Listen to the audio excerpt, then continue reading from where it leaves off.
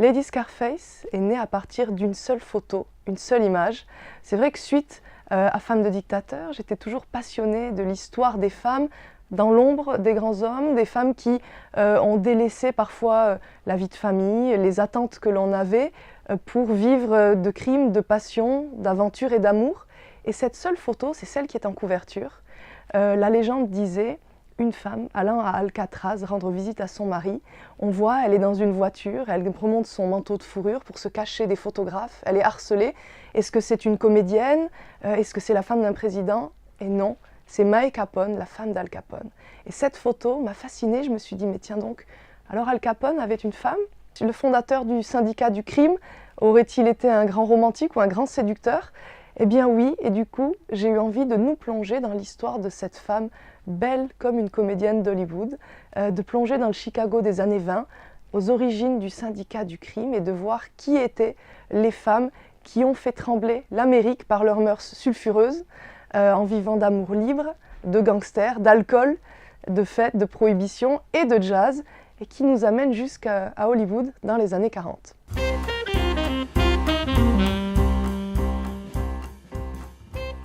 Ce qui est incroyable dans Lady Scarface, c'est qu'à travers l'histoire de Mae Capone, on va découvrir beaucoup d'autres profils de femmes.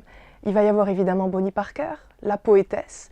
Il va y avoir des femmes telles que Catherine Kelly, qui trouve que son mari n'est pas un assez bon gangster et va décider d'être son attachée de presse en lui offrant un revolver, en l'entraînant elle-même au tir et en distribuant le soir dans les clubs de jazz où se réunit la pègre, les cartouches qu'il a tirées en disant « Voici un souvenir de Machine Gun Kelly ». Il y a évidemment beaucoup de profils, toutes vont avoir un point en commun, c'est de s'attirer les foudres d'un certain John Edgar Hoover, le patron du FBI, qui va fonder vraiment le bureau d'investigation pour justement mettre un terme à toutes ces femmes qui sont mauvaises mères, mauvaises conductrices, qui boivent, pratiquent l'amour libre et puis surtout parfois sont incontrôlables totalement.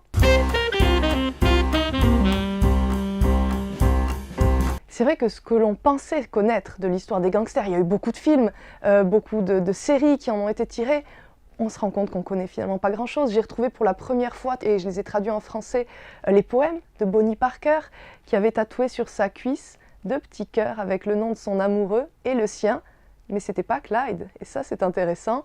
On découvre également comment Gary Cooper va se disputer les faveurs d'une femme, une certaine comtesse, avec un très grand criminel juif qui s'appelle Bugsy Siegel, et comment ensemble ils vont se retrouver chez Mussolini à quelques mois de la Seconde Guerre mondiale pour lui vendre l'atomite, un explosif très puissant, et comment il a failli tuer Hermann Göring juste avant la Seconde Guerre mondiale. On découvre également pourquoi Marlon Brando est fou de jalousie contre ce gangster et finalement aurait voulu devenir un certain Bugsy Siegel.